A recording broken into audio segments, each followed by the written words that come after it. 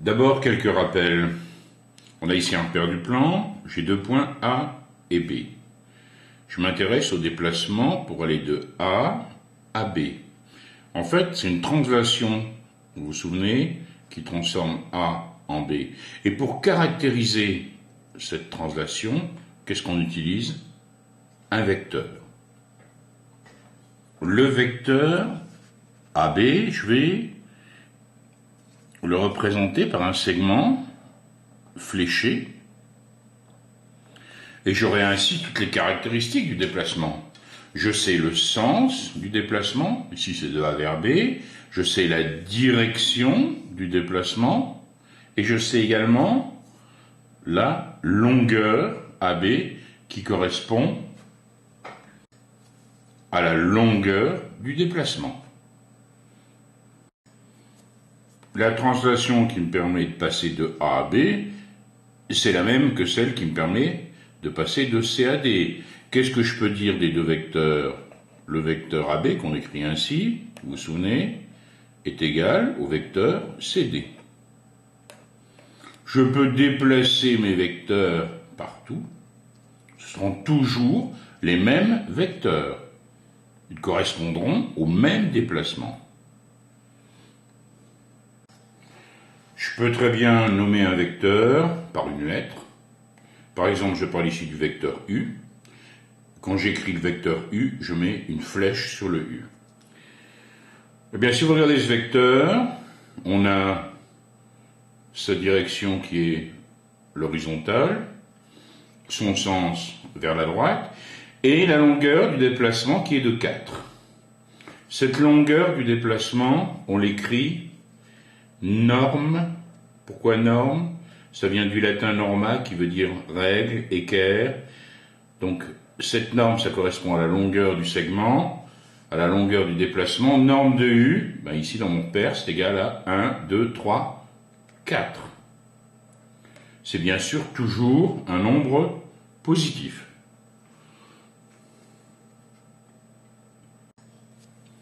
Pour trouver les coordonnées d'un vecteur, il suffit d'imaginer qu'on va prendre un représentant ici du vecteur AB à partir de l'origine du repère, à partir de O. Ici, j'ai un vecteur OM, si je place ici le point M, qui est égal au vecteur AB. Quelles sont les coordonnées de M? Ben, les coordonnées de M, c'est 3, 1. Eh bien, ce sont les coordonnées du vecteur. Les coordonnées de AB sont 3, 1. 1, 2, 3, 1. Quelles sont les coordonnées de V? 2, 3. 2, 3. Quelles sont les coordonnées de W? Attention, je pars d'ici. 1, 2, mais 1, 2 dans le sens négatif. Ça me fait moins 2. Si je ramenais ici le vecteur V ici à partir de O, j'ai bien le point M ici qui serait de coordonnées 2, moins 2.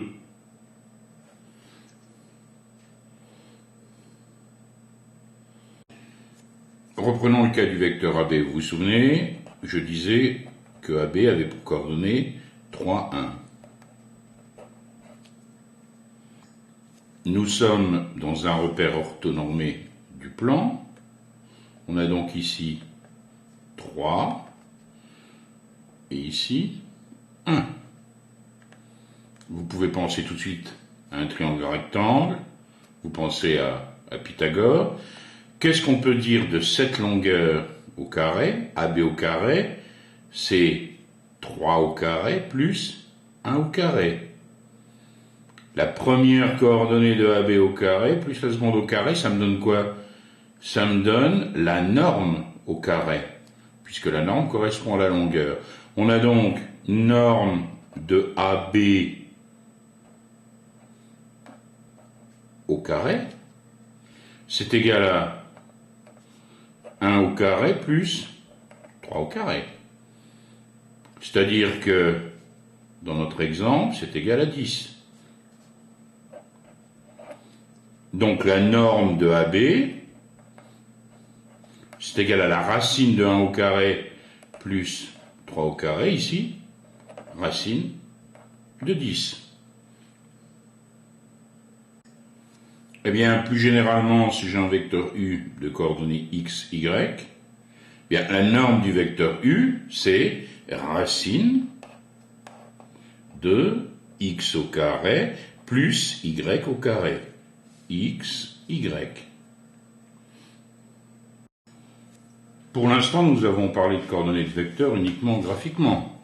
Ici, par exemple, pour aller de C à D, j'avance horizontalement de 1, 2, 3, 4, 5, 6. Et puis ici, attention, je descends, je vais dans le sens négatif. Donc c'est moins 1. Donc les coordonnées du vecteur CD sont 6, moins 1. Ben, on peut les trouver facilement en utilisant les coordonnées des points C et D.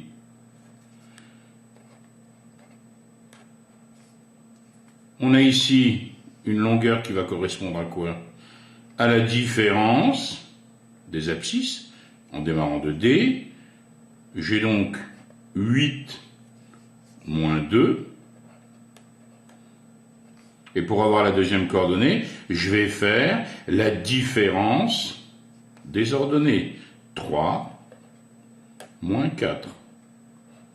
Et j'obtiens bien CD de coordonnées 6 moins 1.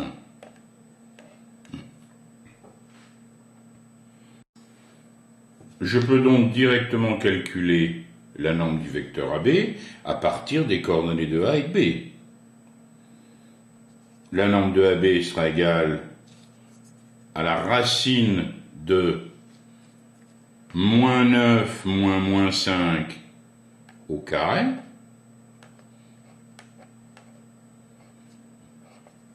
plus 2 moins 4 au carré. Toujours en prenant soin de partir de B ici. C'est égal à la racine de... Alors, moins 9 moins 5, ça me fait moins 9 plus 5, ça me fait donc moins 4 au carré, plus moins 2 au carré. Ici, ça me ferait racine de 16 et 4, racine de 20, que je peux écrire de façon plus élégante, 2 racines de 5. Nous avons déjà vu des opérations avec les vecteurs. Ici, j'ai le vecteur AB, le vecteur CD, je peux les additionner. AB plus CD. Pour pouvoir le faire, je vais utiliser deux représentants de ces vecteurs ayant la même origine. U est égal à AB, le vecteur V est égal au vecteur CD. Faire U plus V, c'est comme additionner ou faire à la suite deux déplacements. Je me déplace ainsi, puis ainsi. Donc ça n'a rien à faire ce déplacement. Donc on trouve le vecteur somme par la règle du parallélogramme que nous avons vu l'an dernier. Donc on a ici, je termine ici le parallélogramme et j'obtiens bien sûr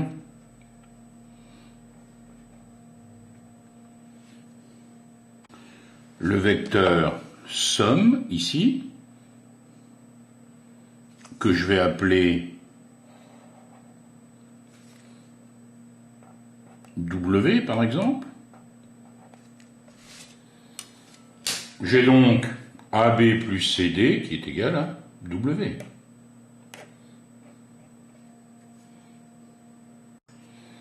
À remarquer ce que nous avions vu l'an dernier, on a ici U, un vecteur V, on a fait la somme des deux vecteurs. Eh bien, pour trouver les coordonnées du vecteur somme, Il me suffit d'additionner ici les premières coordonnées des deux vecteurs.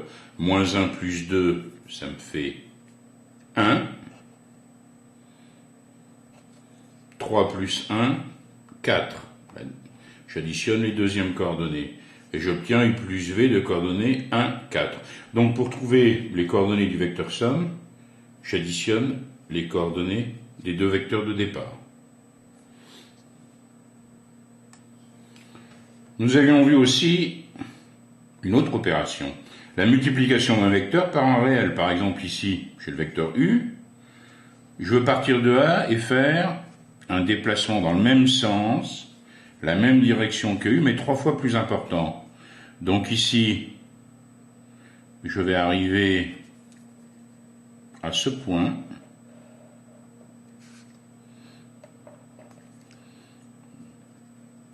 À ce point B, et qu'est-ce qu'on peut dire de AB? C'est combien de fois le vecteur U?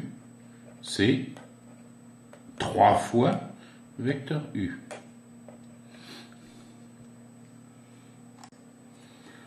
Si je pars maintenant de C, que je fais un déplacement dans le sens contraire de U, mais dans la même direction, et je vais faire un déplacement 2 fois plus important, je vais obtenir ici le point D. Qu'est-ce qu'on peut dire de CD? C'est égal à moins 2U. Le déplacement est de sens contraire. Alors à remarquer, si on s'intéresse à la norme du vecteur CD, elle est égale à la norme donc de moins 2U, et c'est égal à 2 fois la norme de U.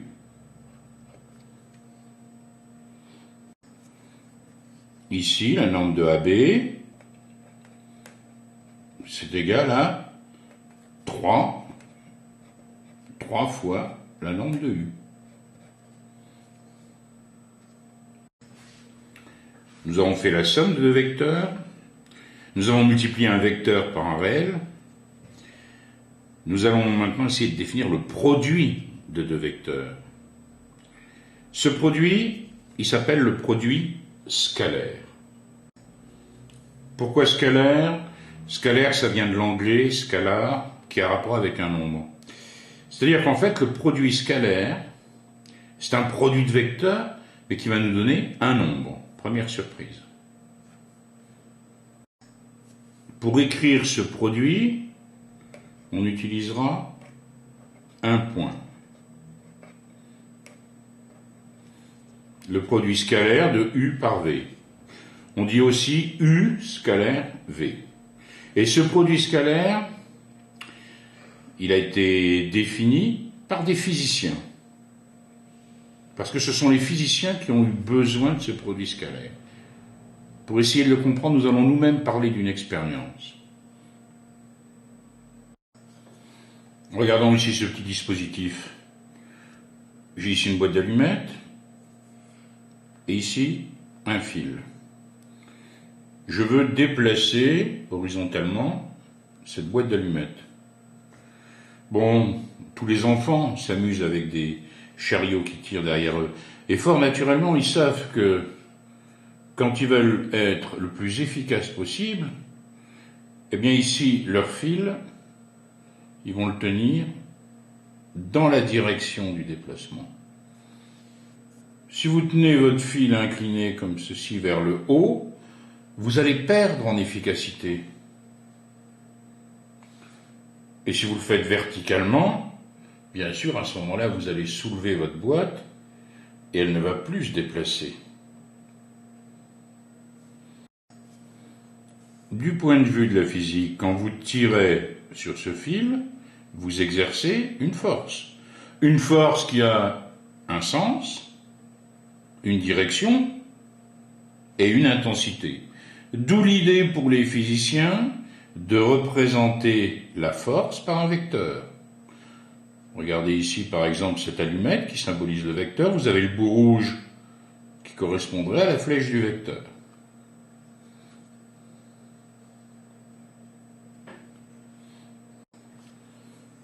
Avec cette boîte, je voudrais faire un déplacement de A à B. Faire la translation qui va m'amener de A à B. Qui dit translation, dit pour nous en mathématiques vecteur. On a donc en quelque sorte sur ce dispositif deux vecteurs. Un vecteur ici représenté par cette allumette et puis un vecteur AB. Eh bien, quand j'exerce une force sur la boîte et que je provoque le déplacement de celle-ci, on voit bien que la force travaille. Eh bien, le travail de cette force, pour un déplacement allant de A à B, c'est ce qu'on appelle le produit scalaire de F par AB. F scalaire AB. Nous avions vu que le déplacement était plus facile quand les deux vecteurs étaient comment? Collinaires. Quand les directions correspondant au déplacement étaient parallèles. Prenons le cas le plus simple. Si F et AB sont collinaires et de même sens, parce qu'on va voir tout à l'heure que on peut très bien avoir une force qui est dans un sens différent mais qui travaille quand même. Eh bien à ce moment-là, puisqu'on sait que le produit scalaire il va nous donner un nombre, tout naturellement, pour avoir le produit scalaire, on va multiplier la norme de F, qui correspond à quoi ici? À l'intensité de la force, multiplié par la norme de AB, qui correspondrait à la distance.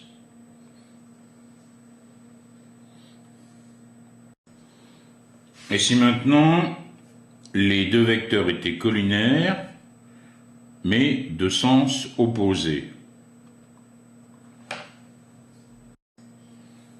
Et maintenant, si la force que j'exerce était opposée au déplacement, on peut imaginer quoi? On peut imaginer qu'il y a une force plus importante ici qui s'exerce sur la boîte et qui l'emmène de A à B. Eh bien, la force que j'exerce ici, qui est représentée par cette allumette, elle continue à travailler. Mais qu'est-ce qu'elle est en train de faire? Elle s'oppose au mouvement. On dit que le travail est comment? Négatif. Donc, dans ce cas-là, si F et AB sont collinaires, mais de sens opposé, qu'est-ce qu'on a? F scalaire AB, c'est égal à moins norme de F fois norme de AB. Donc, dans le cas le plus simple, où les deux vecteurs sont collinaires, ils sont ici de même sens.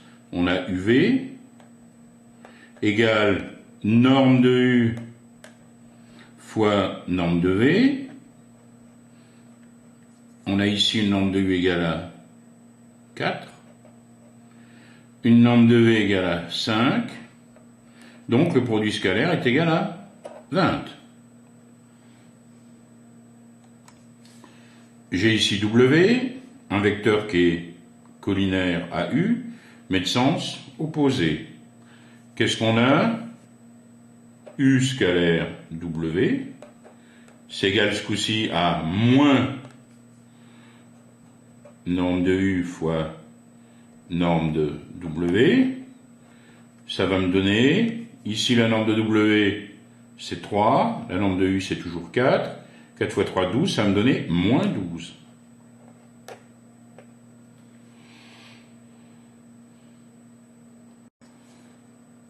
Mais si dans notre expérience, les vecteurs ne sont pas collinaires, c'est-à-dire si vous tirez votre boîte sans être dans la direction du déplacement, qu'est-ce qui se passe pour le produit scalaire? On a ici le dispositif, la boîte d'allumettes, vous avez la force F, et puis vous avez AB. F et AB dans cette situation ne sont pas collinaires. Lors du déplacement de A à B, la force, elle travaille moins efficacement que si F et AB étaient collinaires. Donc on va observer, on va déterminer la partie de la force qui intervient véritablement dans le travail. Je décompose donc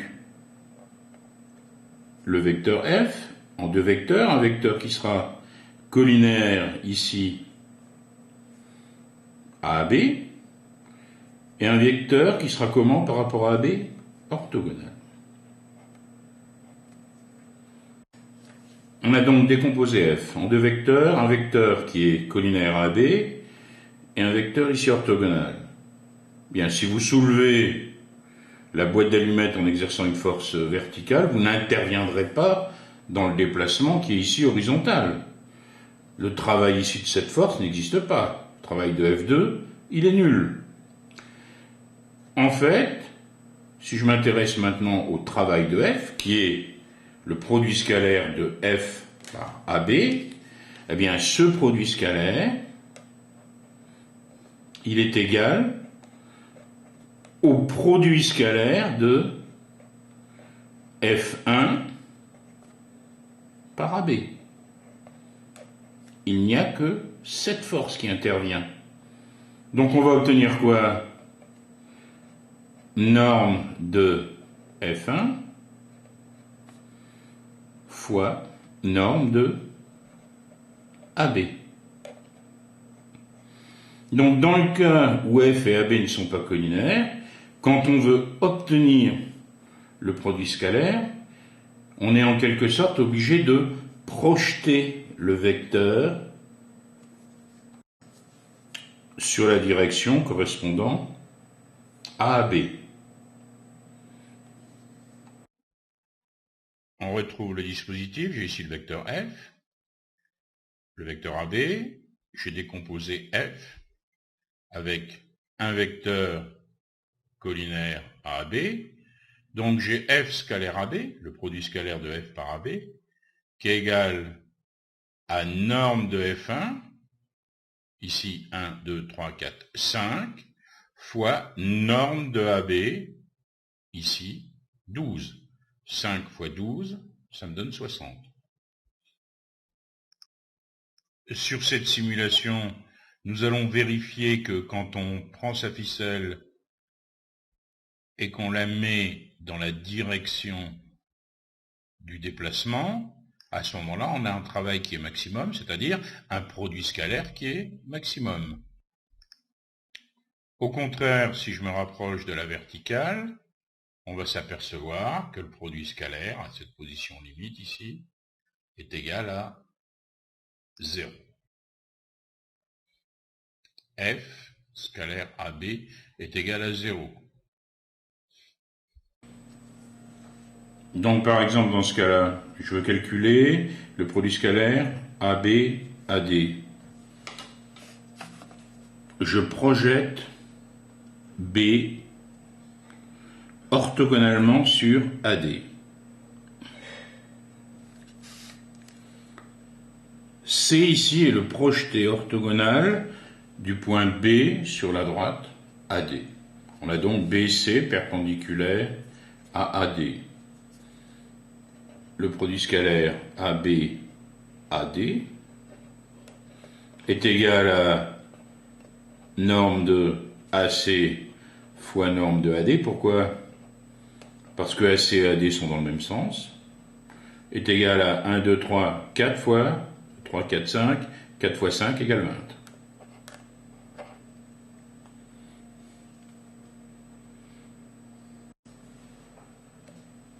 Je veux déterminer le produit scalaire de EF par GH. Je projette orthogonalement G et H sur la droite EF. J'obtiens G' et H'.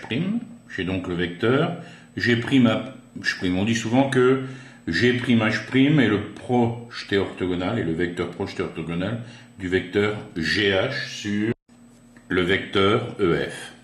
On a donc EF scalaire GH.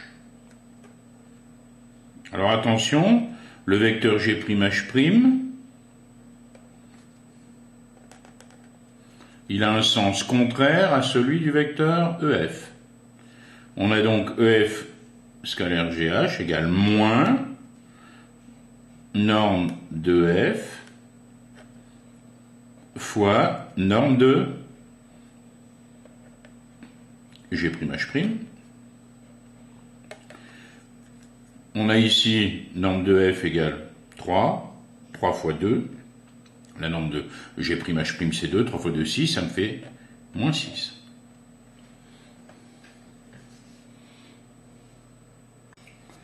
Voyons rapidement quelques applications.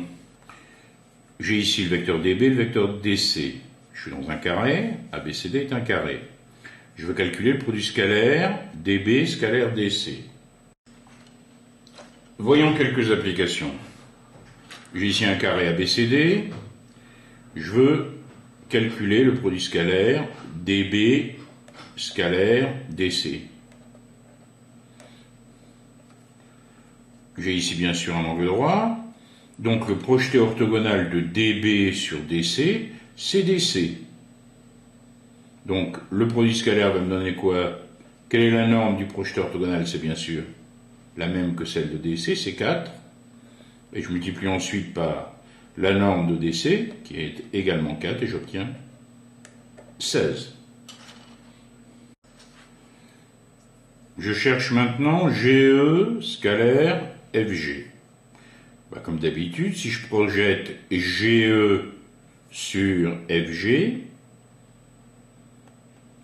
j'obtiens un vecteur qui va être de sens opposé à celui de FG. Donc déjà, je sais que le produit scalaire sera négatif. La norme du projeté orthogonal de EG, ce sera 4. J'obtiens donc moins 4, multiplié par la norme de FG, qui est également 4. Donc j'obtiens un produit scalaire négatif. Je veux déterminer le produit scalaire UV. Je projette orthogonalement sur V le vecteur U. La norme du projeté orthogonal, ce sera 3. Les deux vecteurs seront dans le même sens. Donc le produit scalaire sera positif. 3 multiplié par 4. 4 étant la norme du vecteur V.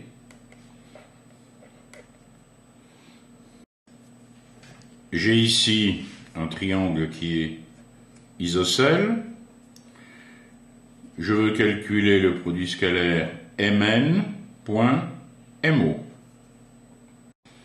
Je projette orthogonalement N sur la droite MO.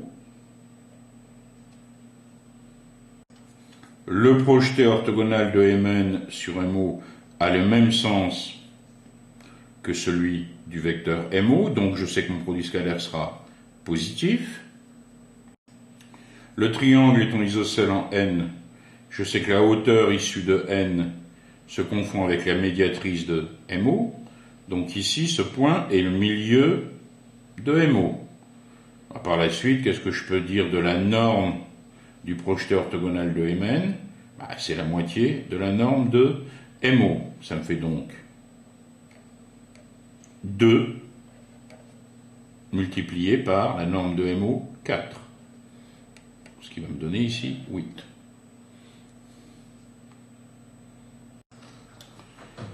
Pour trouver le produit scalaire, ce n'est pas toujours aussi simple que ce que nous avons fait jusqu'à maintenant. Là, ici, je ne peux pas m'aider de quadrillage. Donc, je sais seulement qu'on a deux vecteurs, AB et AC. Et je sais que l'angle géométrique entre le segment AB et le segment AC, il est de combien? Il est de 60 degrés. Je vais toujours employer la même technique, c'est-à-dire je vais projeter orthogonalement C sur la droite AB. Donc ici, j'obtiens alors le point C'. Le produit scalaire AB AC que je cherche, c'est égal au produit scalaire AC' point AB. Les deux vecteurs ici, dans mon exemple, ils sont de même sens. Donc je sais que ça va être norme du vecteur AC' fois norme du vecteur AB. Donc il s'agit de déterminer la longueur AC'.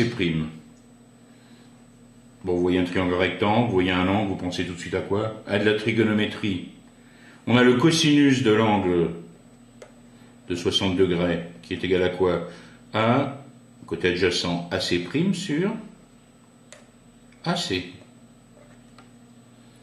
Donc AC' c'est quoi? C'est AC fois le cosinus de 60 degrés. Or, le cosinus de 60 degrés, c'est 1,5. Donc AC' égale 1,5 de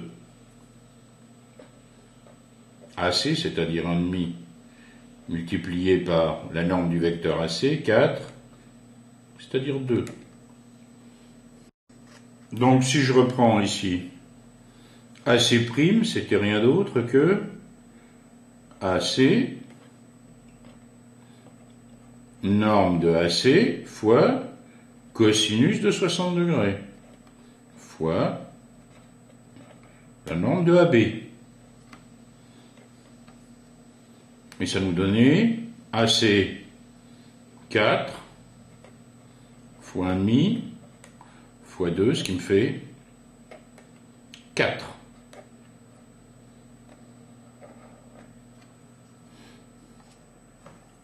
Donc en résumé, quand j'ai à calculer dans cette situation un produit scalaire AB-AC, c'est norme de AB fois norme de AC multiplié par le cosinus de l'angle.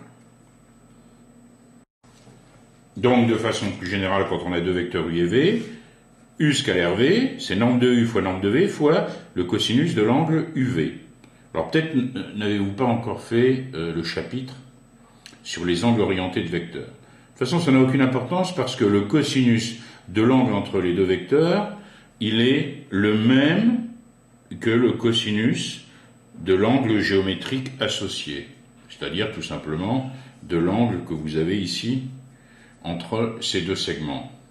Donc ici, on pourrait très bien écrire UV est égal à U fois V, norme de U fois norme de V, fois le cosinus de l'angle géométrique associé.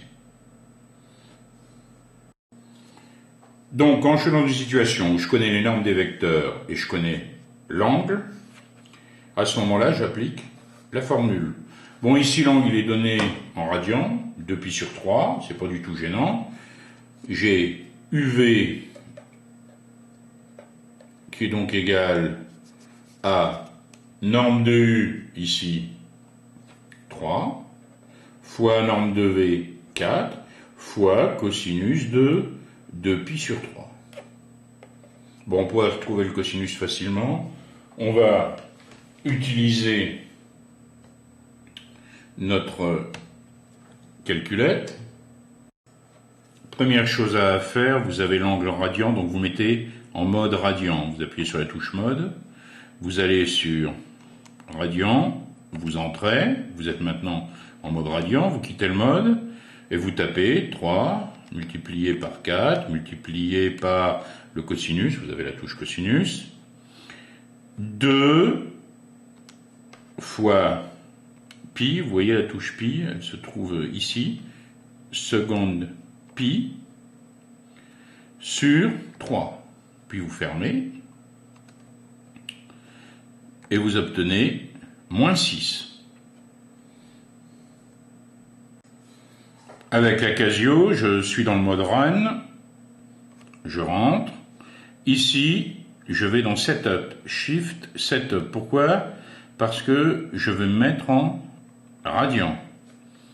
Donc ici, les radians, il y a degrés, radians, grades.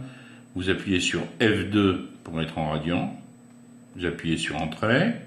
Et vous allez pouvoir taper l'expression 3 multiplié par 4, multiplié par le cosinus. Vous appuyez sur la touche fraction. Ici, on a 2 au numérateur fois pi. Vous voyez pi qui se trouve ici. Donc, seconde pi.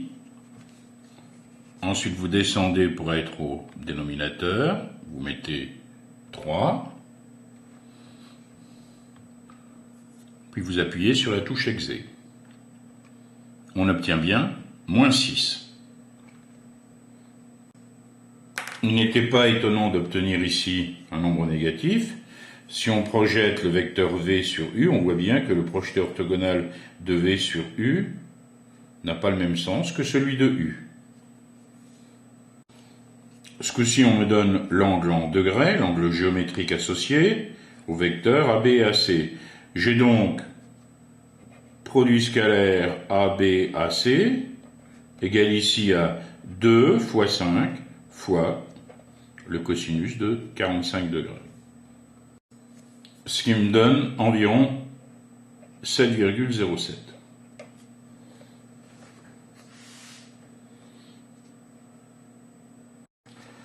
Dans un repère orthonormé OIJ, on a deux vecteurs U et V, tels que norme de U égale 7, norme de V égale 8 et UV égale moins 5 pi sur 6. Calculez UV. U scalaire V. Bien, U scalaire V, c'est égal à norme de U fois norme de V fois le cosinus de l'angle. UV est égal à 7 fois 8 fois cosinus de moins 5 pi sur 6. On pourrait très bien faire le calcul comme tout à l'heure directement à la calculatrice. Bon, ici je vais m'intéresser au cercle trigonométrique. Pi, ça correspond, l'angle géométrique associé à pi, c'est 180 degrés. Pi sur 6, ça correspondrait à un angle géométrique de 30 degrés. On parle de l'angle moins 5 pi sur 6. Je suis donc dans ce sens, dans le sens négatif, moins pi sur 6, moins 2 pi sur 6, moins 3 pi sur 6, moins 4 pi sur 6, moins 5 pi sur 6.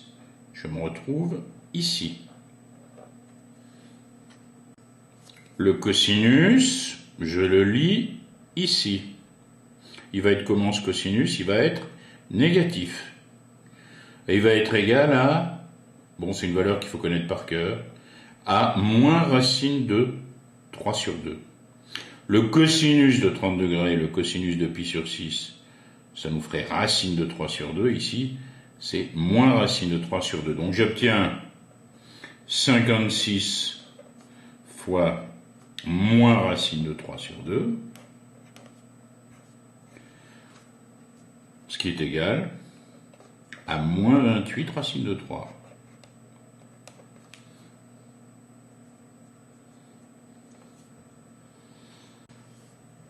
Nous allons voir une autre manière dans un repère orthonormé de pouvoir trouver un produit scalaire. La démonstration est faite à la fin de la vidéo. On va juste voir un exemple pour se faire une idée. Si vous prenez le produit scalaire ici, OA, OB, la norme de OA, 1, 2, 3, 4, la norme de OB, on ne la connaît pas. Mais on sait que le projeté orthogonal de OB sur OA, c'est 1. Donc on peut trouver immédiatement le produit scalaire OA-OB. OA-OB est égal à OA, norme de OA, fois la norme de OJ.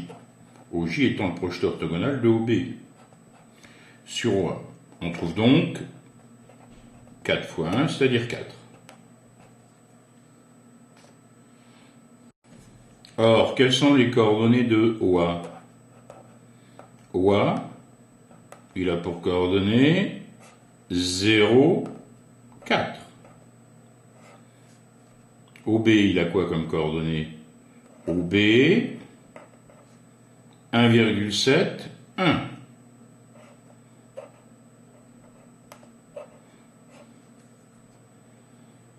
Eh bien, si vous multipliez les abscisses entre elles et que vous ajoutez ensuite le produit des ordonnées, vous allez obtenir le produit scalaire.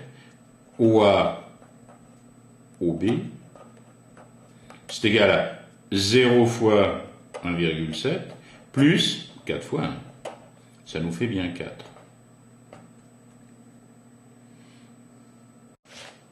Donc, dans un repère orthonormé, très important, du plan, si j'ai U de coordonnées XY et V de coordonnées X', Y', UV, U scalaire V, c'est égal à XX' plus Y'. Dans cet exemple, les coordonnées du vecteur U, j'avance de 1 et je descends de 1, 2, 3, 4. 1, moins 4. Les coordonnées de V, j'avance de 2 et ici je monte de 1. Bien, U scalaire V est égal à 1 fois 2 plus moins 4 fois 1 est égal à 2 plus moins 4, soit moins 2.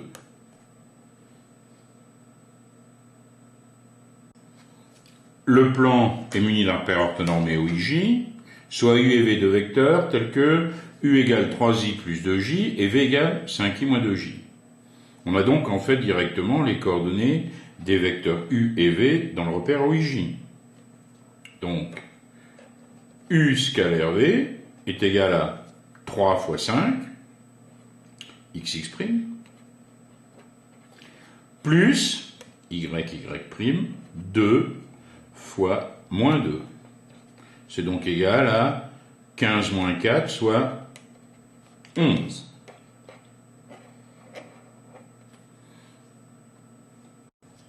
Avant d'aborder la troisième manière nous permettant de calculer un produit scalaire. Voyons une propriété du produit scalaire. Bon, une propriété du produit dont vous avez l'habitude, avec des nombres,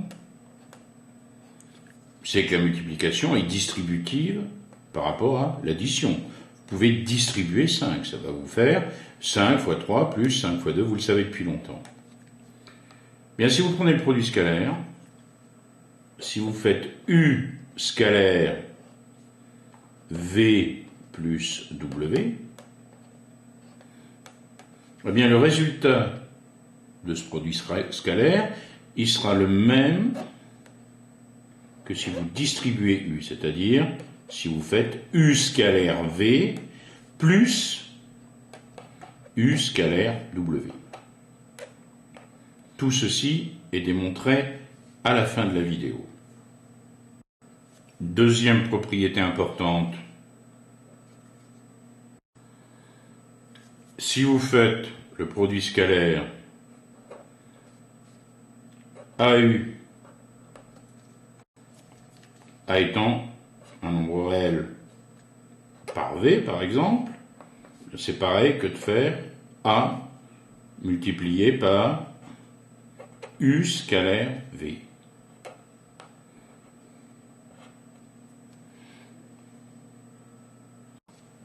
Avant d'aborder cette troisième manière, juste une question de notation. Quand vous écrivez U scalaire U, vous pouvez l'écrire U au carré. Mais U scalaire U, c'est rien d'autre que norme de U fois norme de U, puisque vous avez en l'occurrence ici deux vecteurs collinaires de même sens, c'est le même vecteur. Donc c'est également égal à norme de U au carré. Donc que vous écriviez norme de U au carré ou U au carré, en fait vous écrivez la même chose. Avec les propriétés qu'on a vues tout à l'heure, en quelque sorte on va retrouver les identités remarquables. Si vous faites U plus V au carré, c'est-à-dire U plus V scalaire U plus V. Je vais pouvoir distribuer U puis distribuer V, d'après les propriétés qu'on a vues tout à l'heure. Donc ça me fait U scalaire U, c'est-à-dire U au carré, plus U scalaire V, plus V scalaire U, plus V au carré.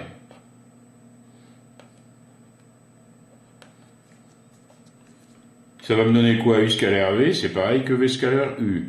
On a donc U au carré plus 2U scalaire V plus V au carré. On retrouve l'identité remarquable en fait.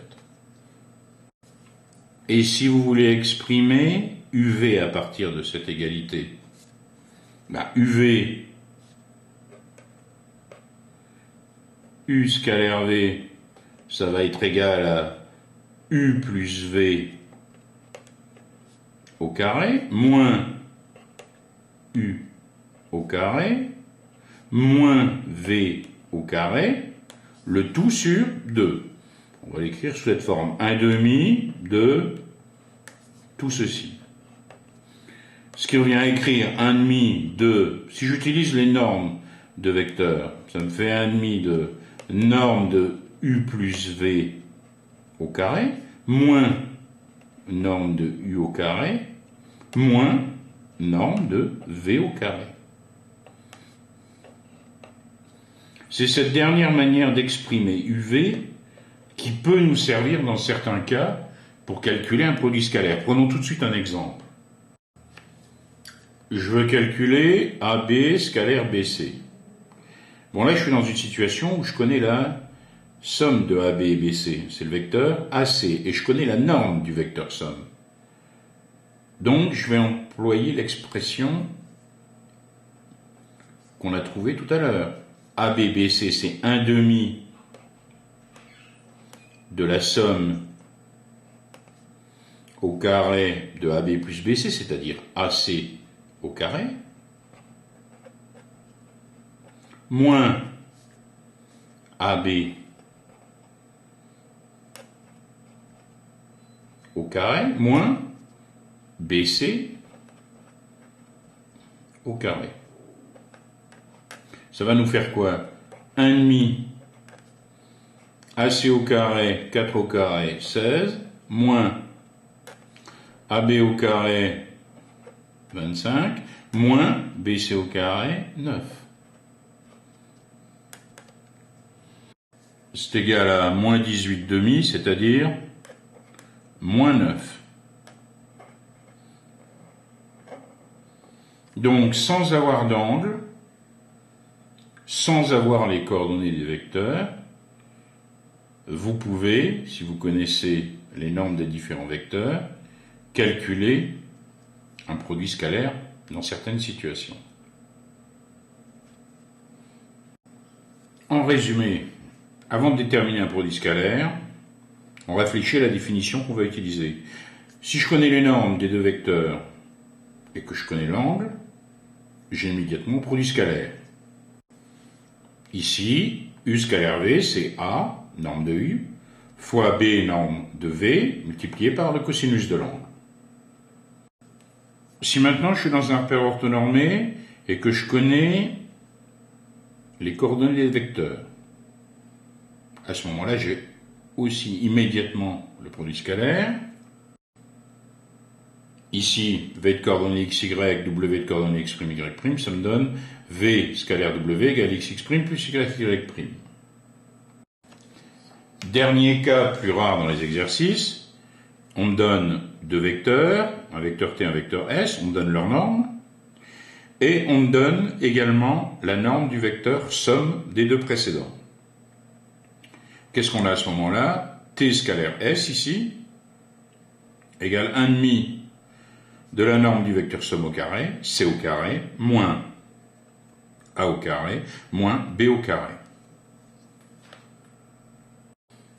On peut bien sûr se trouver dans le cas que nous avons vu tout au début de cette vidéo, c'est-à-dire à ce moment-là, on est ou bien dans un quadrillage, ou bien dans un carré, ou bien dans une forme géométrique particulière, et on peut projeter facilement les vecteurs et connaître ainsi les normes des projetés. Ici, je projette M sur N. Je vois que la norme du projeté orthogonal de M sur N, c'est 3.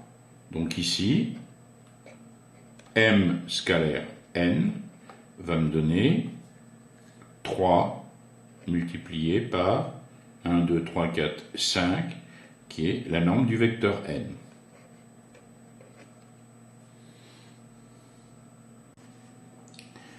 Les vecteurs AB et CD sont dits orthogonaux parce que la droite AB est perpendiculaire à la droite CD.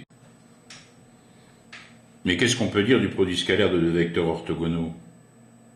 Si on projette le point C sur la droite AB, on obtient ce point ici. Si on projette le point D, on obtient le même point. Donc en fait, le projeté du vecteur CD sur AB, ça va être le vecteur nul. Le vecteur nul, sa norme, c'est combien? C'est 0.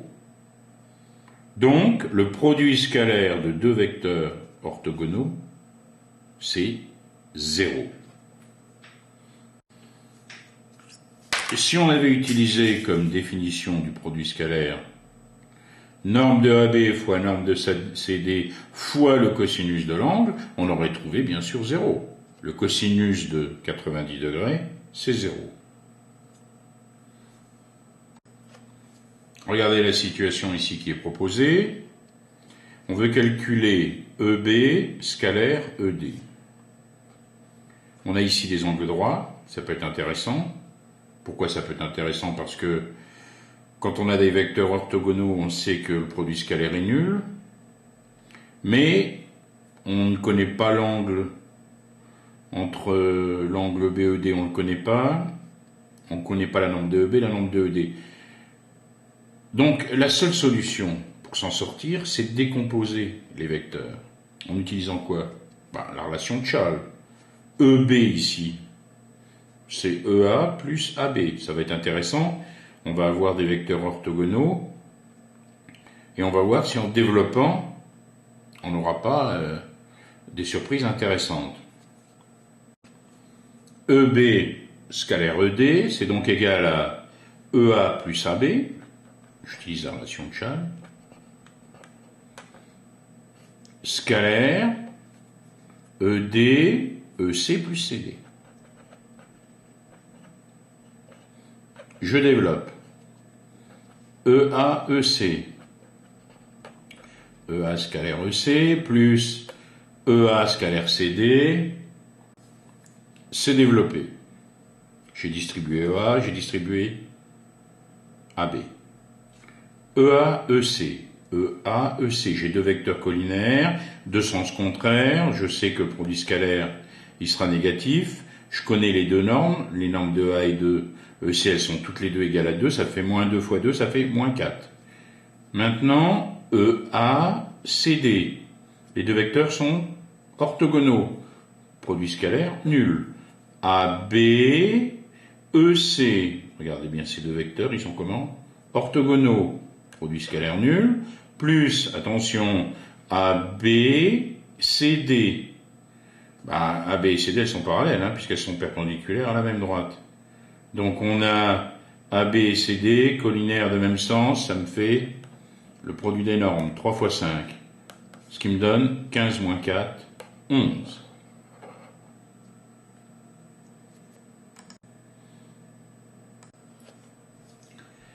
Voici une droite D. On a un vecteur AB sur la droite D. Dès qu'on met un vecteur sur une droite, on peut dire que ce vecteur est le vecteur directeur de la droite. Ici, on a un vecteur n. Eh bien, ce vecteur n, il est orthogonal à n'importe quel vecteur directeur de D.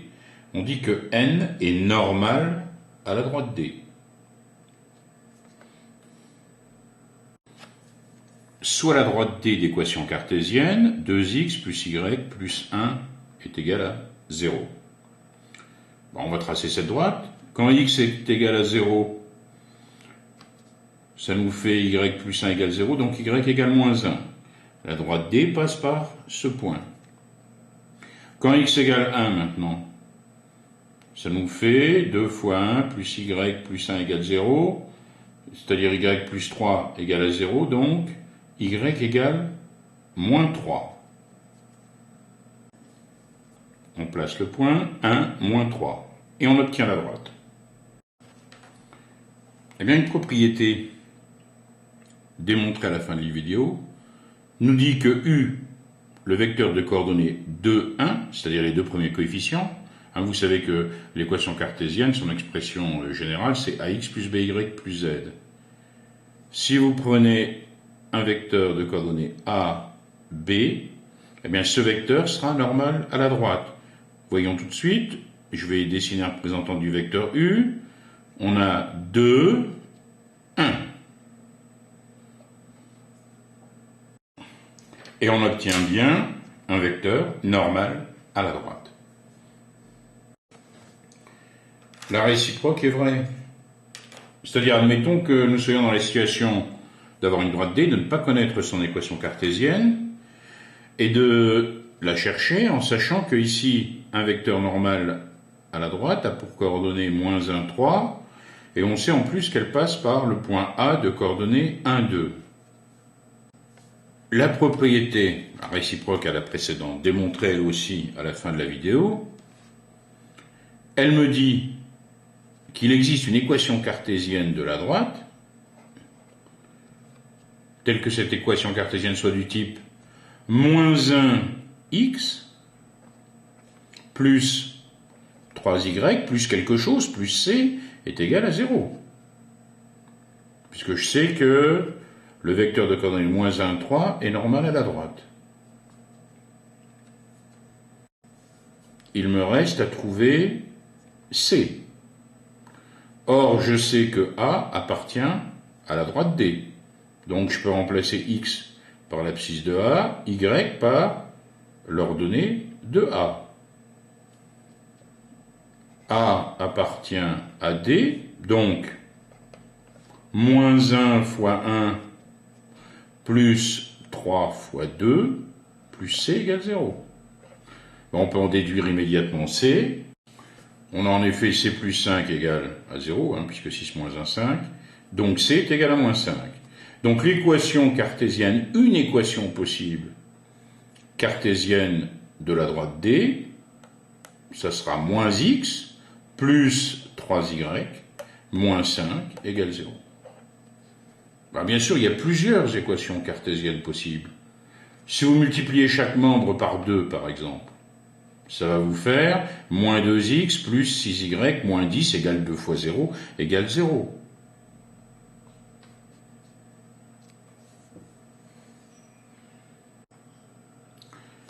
Une application. Dans un repère orthonormé, OIJ, la droite D a pour équation cartésienne 2x moins 3y plus 5 est égal à 0.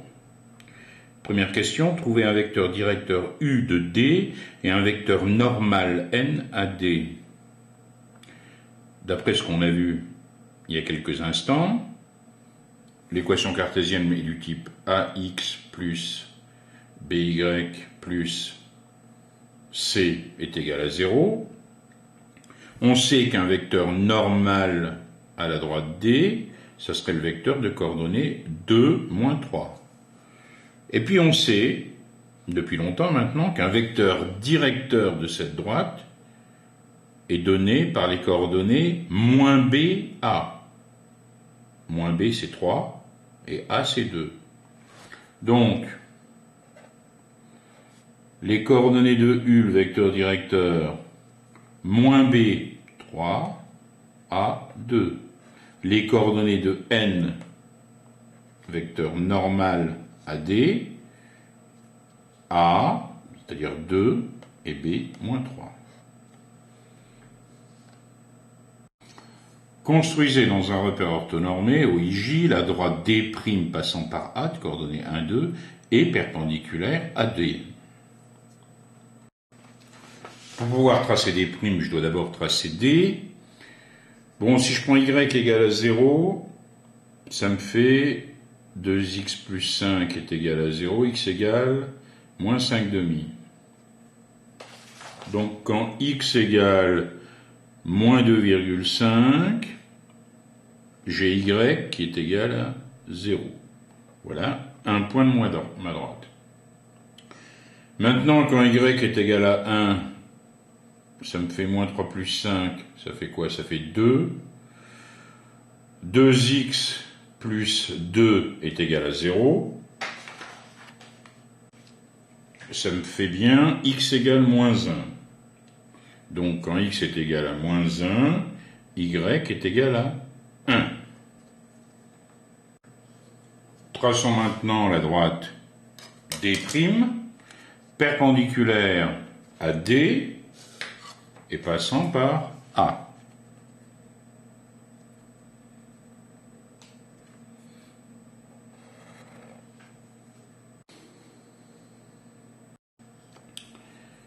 Je sais que D' est perpendiculaire à D, et je sais que U est un vecteur directeur, U de coordonnées 3, 2, est un vecteur directeur de D. On peut avoir les deux premiers coefficients de l'équation cartésienne de D' en ayant les coordonnées de U. Vous vous souvenez? Donc ici, l'équation cartésienne de D', elle peut s'écrire en cédant des coordonnées de U, 3x plus 2y plus c est égal à 0. Or, A appartient à D', et A est de coordonnées 1, 2. J'ai donc 3 fois 1 plus 2 fois 2 plus c est égal à 0, donc j'ai c est égal à moins 7. La première manière, donc, de trouver l'équation cartésienne, qui est donc la suivante, 3x plus 2y moins 7 est égal à 0.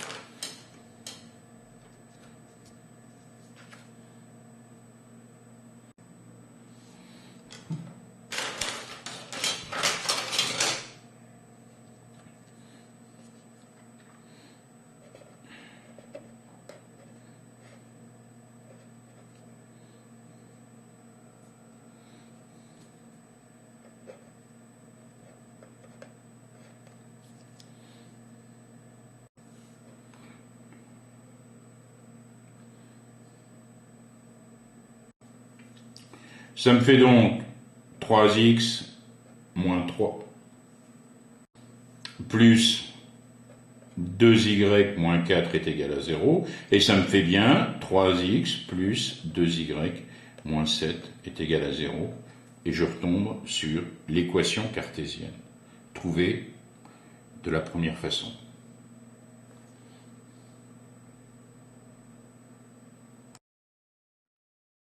Le produit scalaire.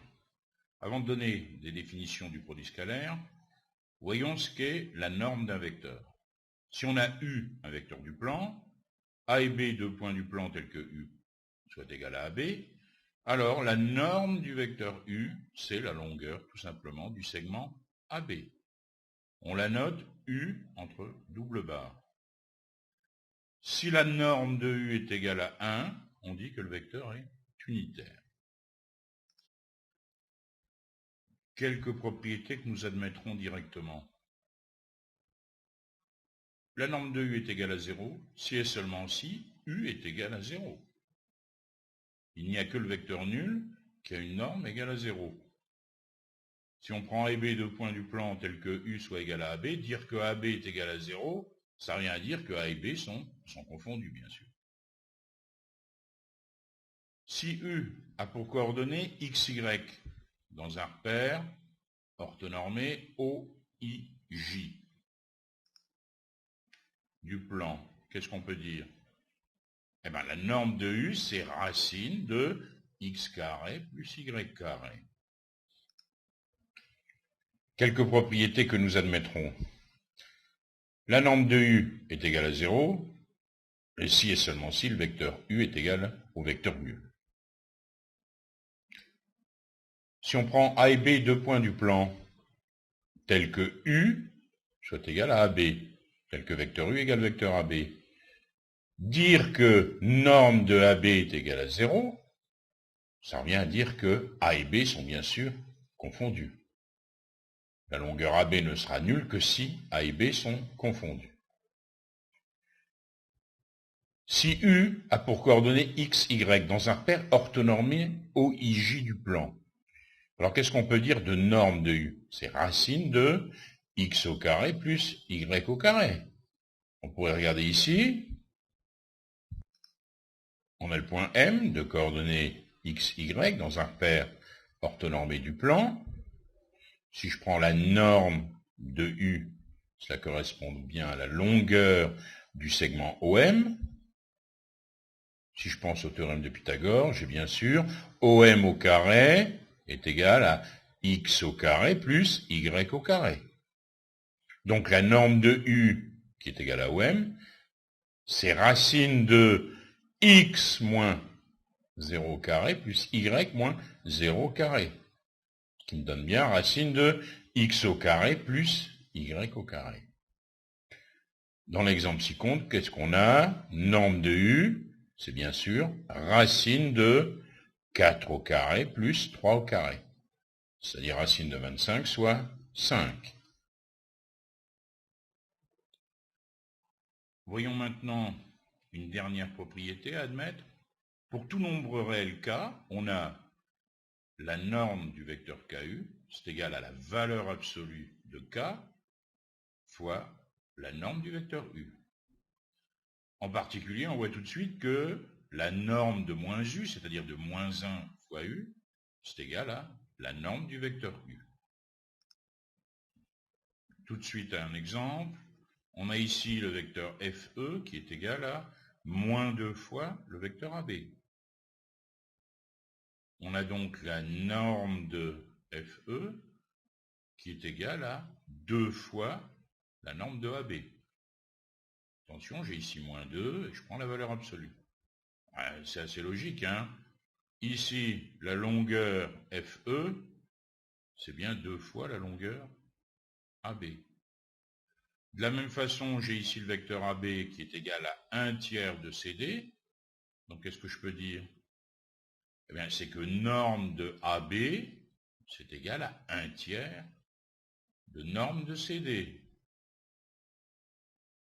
Enfin, j'ai ici CD égale moins 3,5 de EF.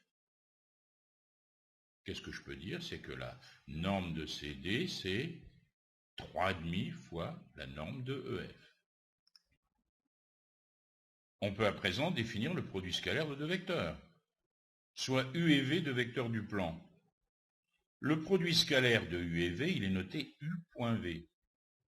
Et c'est un nombre réel. Il est défini par U.V est égal à 0 si un des vecteurs U ou V est nul.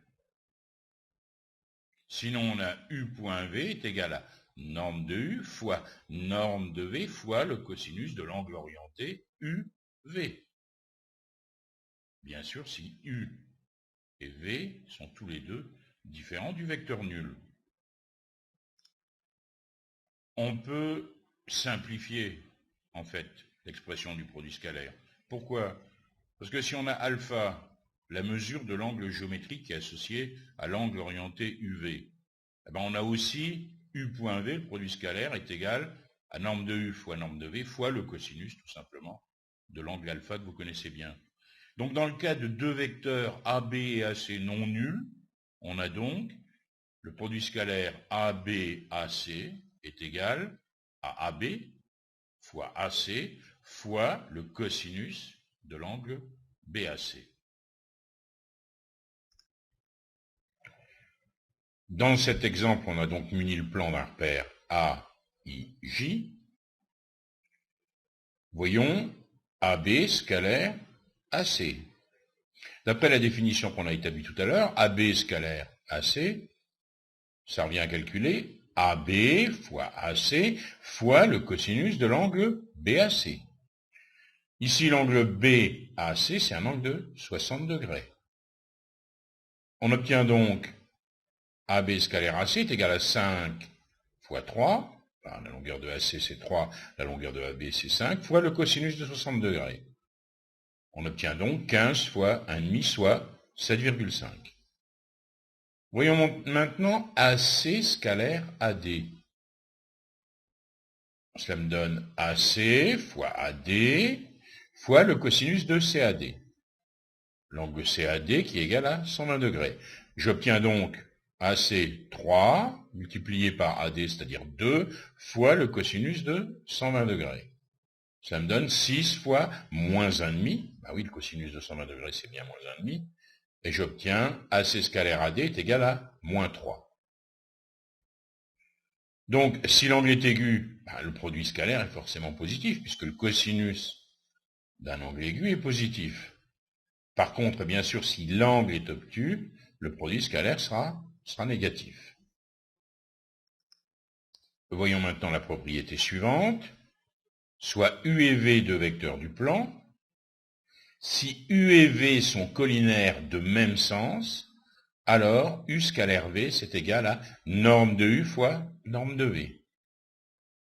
Si U et V sont collinéaires mais de sens contraire, alors U scalaire V, c'est moins norme de U fois norme de V. Voyons à présent la démonstration. Prenons le cas d'abord si U est égal à 0, vecteur nul, ou V est égal au vecteur nul. Alors qu'est-ce qu'on peut dire? La norme de U, elle est égale à 0, ou la norme de V est égale à 0. Et on a donc norme de U fois norme de V est égale à 0. Or, on sait par définition que si U est égal au vecteur nul ou V est égal au vecteur nul, alors le produit scalaire UV est égal à 0.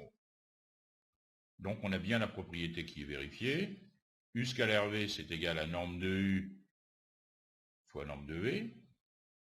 C'est égal à moins norme de U fois norme de V, c'est égal à 0. Voyons maintenant le cas où les deux vecteurs sont différents du vecteur nul.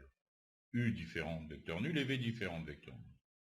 Bon, si U et V sont collinaires de même sens, alors l'angle orienté UV, il est égal à 0, bien sûr. Et le cosinus de UV, il est alors égal à 1. Parce que le cosinus de 0, c'est 1. On a donc U scalaire V, c'est égal à norme de U fois norme de V fois le cosinus de l'angle. Le cosinus de l'angle étant égal à 1, j'obtiens quoi? Norme de U fois norme de V. La propriété est vérifiée. Maintenant, si U et V sont collinaires, mais de sens contraire, l'angle orienté UV, il est égal à pi. Or, le cosinus de pi, c'est moins 1. On a donc U scalaire V, qui est égal à quoi? Norme de U fois norme de V fois cosinus de pi, c'est-à-dire moins 1. Donc, U scalaire V, c'est moins norme de U fois norme de V. Propriété vérifiée. Un exemple, j'ai ici le plan muni du repère OIJ. Si je prends AB, CD, de vecteurs. On a AB et CD qui sont collinaires de même sens. Donc AB scalaire CD, ça va me donner quoi? Norme de AB fois norme de CD, c'est-à-dire longueur AB fois longueur CD, égale 3 fois 3 égale 9 ici. Maintenant, AB scalaire EF, ce sera moins le produit des normes, c'est-à-dire ici moins 3 fois 4, moins 12. On peut donner plusieurs définitions du produit scalaire. Soit U et V de vecteurs du plan. Le produit scalaire de U et V, noté U scalaire V, U point V, est le nombre réel défini par U scalaire V est égal à 1,5 de norme de U plus V au carré, moins norme de U au carré, moins norme de V au carré. Voilà une expression, une égalité qui paraît très compliquée et difficile à retenir. Mais en fait, vous la connaissez déjà. Pensez aux identités remarquables. A plus B au carré, c'est A au carré plus 2AB plus B au carré. Si vous voulez exprimer AB, on a 2AB égale A plus B au carré, moins A au carré, moins B au carré. Donc on obtient AB égale 1,5 de A plus B au carré, moins A au carré, moins B au carré. Imaginez maintenant que A et B soient des vecteurs.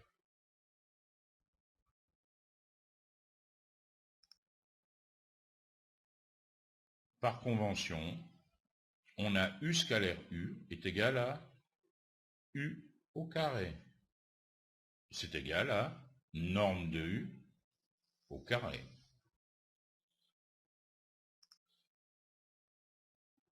Un exemple, soit un parallélogramme ABCD. On a AB plus AD est égal au vecteur AC. U plus V est égal au vecteur U plus V. Bien, si on fait le produit scalaire AB scalaire AD, on va donc avoir 1,5 de AB plus AD au carré, moins AB au carré, moins AD au carré. Ce qui me donnera quoi? AB AD est égal à 1,5 de norme de AC au carré, puisque AC c'est égal à AB plus AD, moins norme de AB au carré, moins norme de AD au carré. On peut exprimer le produit scalaire dans un repère orthonormé en utilisant directement les coordonnées des vecteurs. Dans un repère orthonormé OIJ, si j'ai U de coordonnées XY et V de coordonnées X', on a U scalaire V est égal à X plus Y'. C'est ce qu'on appelle l'expression analytique du produit scalaire. Voyons la démonstration. Soit U de coordonnées XY et V de coordonnées X', dans un plan muni d'un repère orthonormé. On a U plus V qui va avoir pour coordonnées X plus X' et Y plus Y'. D'autre part, on a norme de U au carré, c'est X carré plus Y carré. Norme de V au carré, c'est X' carré plus Y' carré, voire les propriétés précédentes. Donc on a U plus V au carré, norme de U plus V au carré, est égale à X plus X' au carré plus Y plus Y' au carré. Je développe, ça me donne X au carré, plus 2XX' plus X' carré, plus Y au carré, plus 2YY' plus Y' au carré. Exprimons maintenant le produit scalaire de U et V. On a par définition, UV c'est 1,5 de norme de U plus V au carré, moins norme de U au carré, moins norme de V au carré. Ça me fait quoi? Ça me fait 1,5 de X au carré, plus 2XX', plus X' au carré, etc. Des simplifications sont possibles, et on obtient bien xx' plus yy'.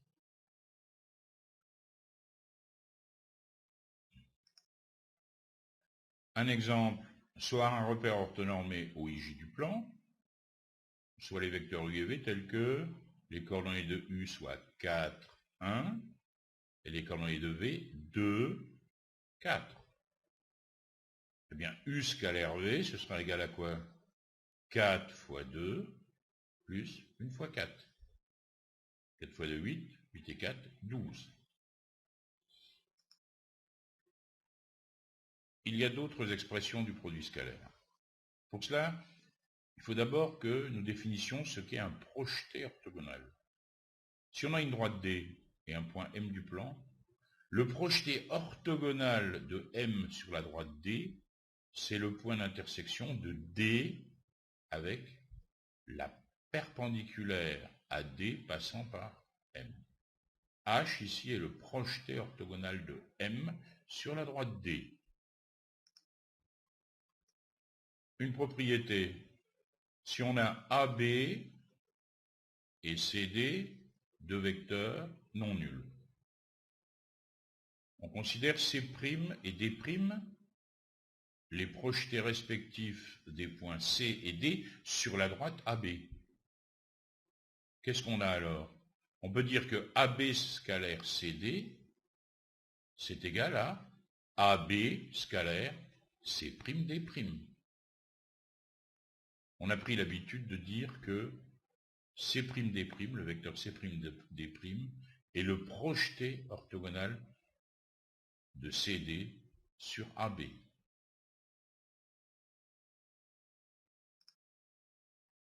Prenons un exemple.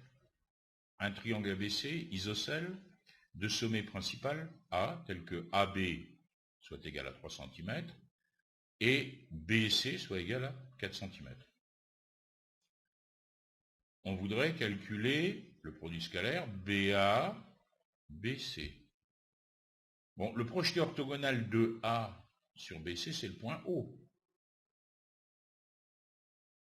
puisque ABC est isocèle en A. Donc, BO est le projeté orthogonal du vecteur BA. On a donc BA scalaire BC est égal à BO scalaire BC. Bon, alors là, évidemment, c'est intéressant parce que nos deux vecteurs sont collinaires. Ils sont collinaires de même sens, en plus. Donc, on a BO scalaire BC, c'est tout simplement le produit des distances BO et BC. Cela me donne 2 fois 4 est égal à 8. Puisque BO, la longueur de BO, c'est bien sûr 2 cm.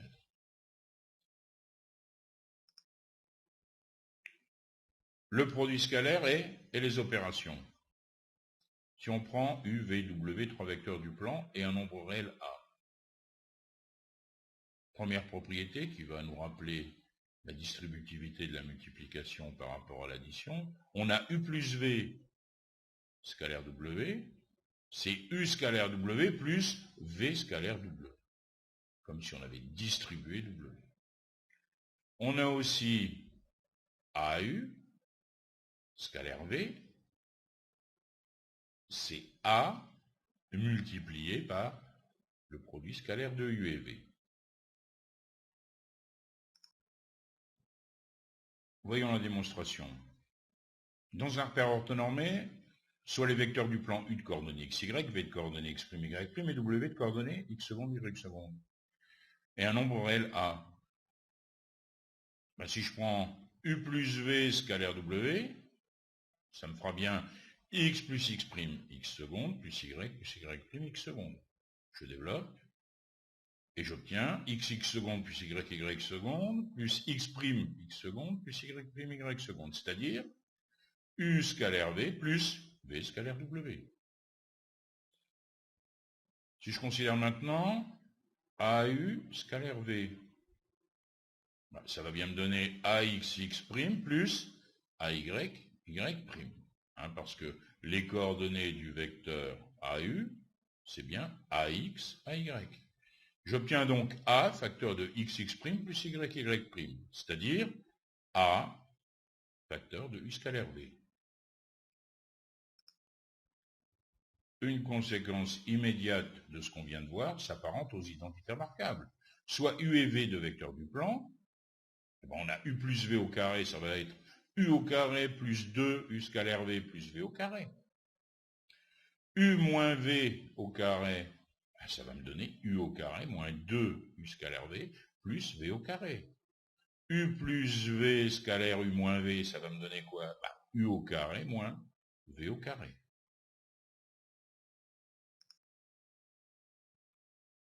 Vecteurs orthogonaux. Soit U et V de vecteurs non nuls, tels que AB soit égal à U et CD soit égal à V. On dira que U et V sont orthogonaux si et seulement si les droites AB et CD sont perpendiculaires. Par convention, le vecteur nul est orthogonal à tout vecteur. Voyons à présent une propriété très importante. Deux vecteurs U et V sont orthogonaux si et seulement si U scalaire V est égal à 0. Voyons la démonstration. Elle va évidemment comprendre deux parties, puisque dans l'énoncé de la propriété, j'ai si et seulement si. Bon, dans un premier temps, on va supposer donc que U et V sont orthogonaux. Et on va essayer de montrer que U scalaire V est égal à 0. On est dans un repère du plan OIJ. Si U est égal au vecteur nul ou V est égal au vecteur nul, alors c'est immédiat, on sait que U scalaire V est égal à 0. Maintenant, si U est différent du vecteur nul et V différent du vecteur nul, appelons A et B les points tels que U soit égal à OA et V soit égal à OB. Par définition, puisque j'ai supposé que U et V étaient orthogonaux, on a la droite OA perpendiculaire à la droite OB. Donc l'angle AOB, il est bien sûr égal à 90 degrés. Si j'exprime maintenant le produit scalaire OA-OB, ça va me donner quoi? OA fois OB fois le cosinus de l'angle BAC. Or cet angle BAC c'est 90 degrés, donc le cosinus est égal à 0. Donc j'ai OA scalaire OB qui est égal à 0. OA est égal à U, OB est égal à V, donc bien sûr, je viens de montrer que le produit scalaire UV est égal à 0. Bien réciproquement, à présent. Je suis dans un repère du plan OIJ, je suppose que U scalaire V est égal à 0. Bon, si U est différent du vecteur nul et V différent du vecteur nul, si je prends A et B, deux points tels que U soit égal à OA, et vecteur V est égal à vecteur OB. On a OA-OB, qui est égal à OA, fois OB, fois cosinus de BAC, et on a supposé que c'était égal à 0. Mais de plus, qu'est-ce qu'on peut dire des longueurs OA et OB? Elles sont différentes de 0, puisque U et V sont non nuls. Par suite, forcément, c'est le cosinus de BAC qui doit être égal à 0. Donc BAC doit être égal à 90 degrés. Donc OA, la droite OA est perpendiculaire à la droite OB. Donc, par définition, U et V sont orthogonaux. Maintenant, si U est égal au vecteur nul ou V est égal au vecteur nul, alors, par convention, de toute façon, U et V sont orthogonaux. Conséquence de la propriété que nous venons de voir.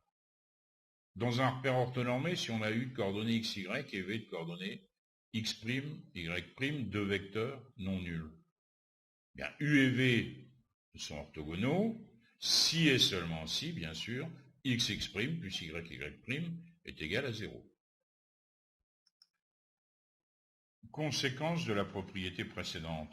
Dans un repère orthonormé, si on a U, un vecteur de coordonnées x, y, et V, un vecteur de coordonnées x', y', deux vecteurs non nuls, U et V sont orthogonaux si et seulement si x' plus y', y' est égal à 0. C'est-à-dire le produit scalaire nul. Prenons un exemple, un repère orthonormé OIJ. On a le vecteur U qui est de coordonnées -1, 3, le vecteur V de coordonnées 6, 2. On a U scalaire V qui est égal à quoi? Moins 1 fois 6 plus 3 fois 2 est égal à moins 6 plus 6 est égal à 0. Ces deux vecteurs, U et V, sont orthogonaux. Définissons maintenant ce qu'est un vecteur normal à une droite. Soit une droite D du plan.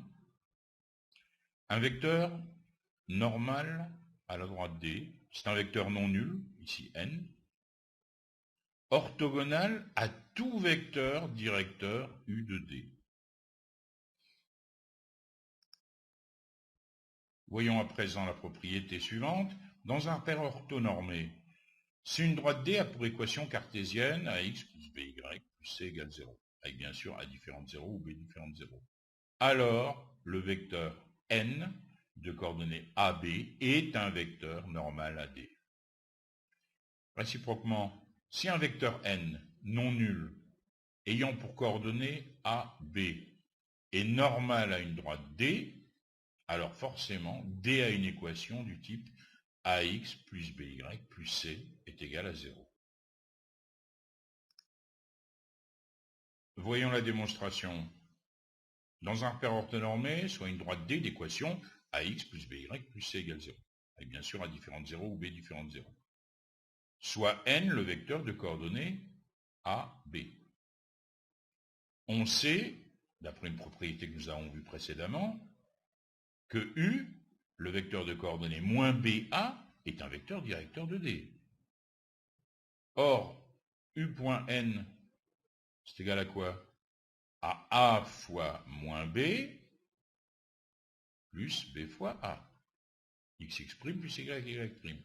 C'est égal à moins AB plus BA, c'est égal à 0. Ben donc, N est un vecteur normal à D. N étant orthogonal à un vecteur directeur de D. Réciproquement maintenant, soit un vecteur n de coordonnées AB, un vecteur non nul, normal à une droite D. Ben, si je prends un point A de coordonnées x, y, k sur la droite D, finalement, dire qu'un point M il appartient à la droite D, ça revient à dire que AM, point N est égal à 0. C'est la conséquence de la définition précédente. C'est-à-dire que AM et N sont forcément orthogonaux. Donc, ça revient à dire que x moins xa facteur de a plus y moins yk facteur de b est égal à 0.